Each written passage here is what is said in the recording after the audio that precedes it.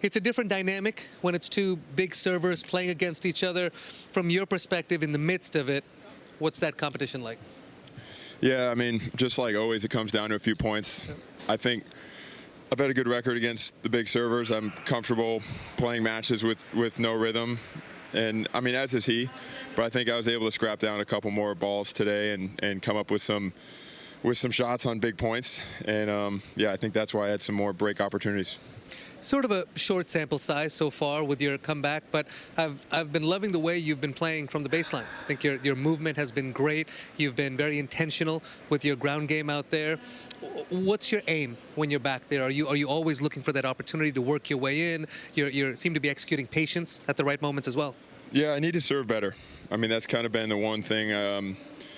You know, after that wrist surgery, there's been so many issues with my arm and just kind of building up resilience, I'd say, that took years and years to kind of have, and it accumulates. So I haven't been able to string so many matches, physical matches, back to back yet, and that's something I'm really looking to do. I've been kind of getting some more matches under my belt. I played a challenger last week for that reason, and I hope, you know, I can just go into these matches and serve bombs and not have to worry about my arm or my back, and just kind of that's the goal, at least, and I think I'm getting closer to it.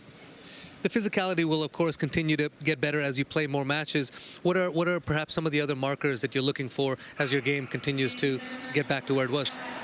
You know, that's it. It's just the serve. I mean, that's the whole thing for me. I can improve in other areas of my game, but it's not going to make the difference. So when I need to be serving, I need to be top of the stat sheet in the world with my serve in order to really make a dent. That's where I was when I was playing my best in 21 and 22, and that's where Isner was when he was playing his best. And you know, it's nice to have improvement on the return, let's say, or movement, but that's not actually what's going to make the difference in my game. I mean, if you look at Isner, his best year, he was actually just holding serve more and actually breaking less.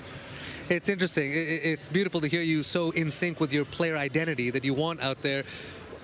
What does that mean for you? When we look at you serve out there, it looks excellent. Are you thinking higher percentage, a little bit more accurate? What do you mean by better? Yeah, I'm thinking higher percentage and yeah, higher percentage. I would love, when I'm playing a great returner, the game's changed a lot since I've been out. The ball has changed a ton.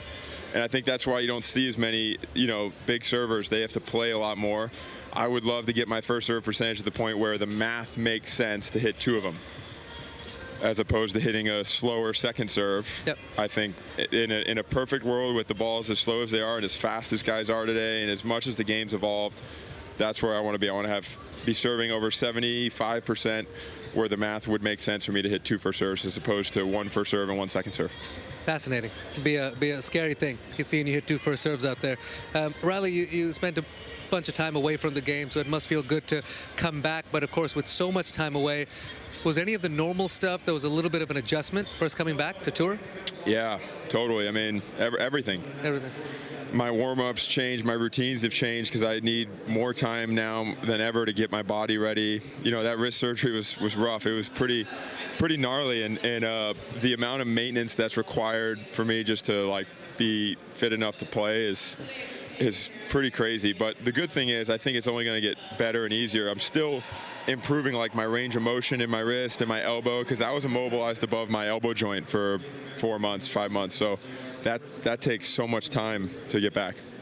You are a player who has so many off-court interests as well, which is beautiful to see, and you share a lot of that with us. I know you spent a lot of time in the art world when you were away from tennis.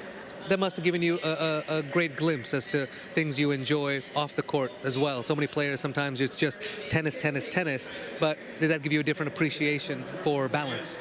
Yeah, totally. I mean, I think what the best part is I have a lot of clarity with what I want to do after tennis, and yeah, I think it's nice to know that I love it here, and I want this to be plan A, B, and C, just because I really do enjoy being on tour. But I do have a great setup ready for me when I'm done, and I know what I want to do. I think that's a nice, like a luxury to have, you know, if we're looking at it that way. Of course, I would have rather been able to be healthy and never had surgeries and be able to compete this entire time, but if we're trying to, be really positive and see the bright side of everything, the good thing is I definitely know what I want to do with my life when I'm done with tennis. We still got a lot of years left on the tennis. Give me a word on what you will do to improve versus last week's finalist, Holger Rune, in the next round. Yeah, I mean, his top level is really up there. He's really scrappy, he's crafty, he's creative, he's a shot maker. I'm expecting a tough match from the highest level you can find. He's got confidence and he's still really young. He's still figuring a lot of things out. So he's a nightmare. Listen, man, congratulations today. Stay healthy. We love seeing you out there. Best of luck. Thank you. Thanks.